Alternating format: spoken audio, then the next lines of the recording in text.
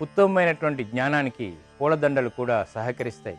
సభల్లో, సన్మానాల్లో, వేడుకల్లో, దేవాలయాల్లో ఈ పూలదండల్ని మనం మెడలో అలంకరిస్తాం. దీని యొక్క ఆంతర్యం ఏమిటో పరిశీలిద్దాం. ధనుర్మాసంలో గోదాదేవి తాను ధరించినటువంటి పూలదండని రంగనాథుడికి సమర్పించింది. ఆముక్తమాల్యదగా ఆండాళ్ ఆవిష్కారమైంది.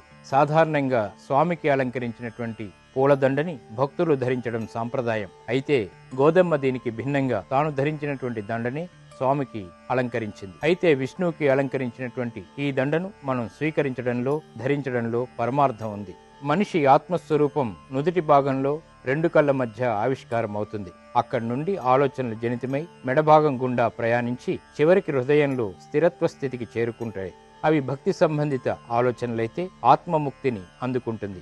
కీలక భాగమైనటువంటి మెడభాగంలో ఆత్మ సన్మార్గంలో ప్రయాణించేలా చూడమని దైవం గలసీమలో అలంకరించినటువంటి పూలదండని భక్తులు తమ మెడలో ధరించి తరిస్తారు. తద్వారా జీవాత్మ పరమాత్మల యొక్క ఐక్యతని కోరుకుంటారు. అదే ముక్తి సాధనం.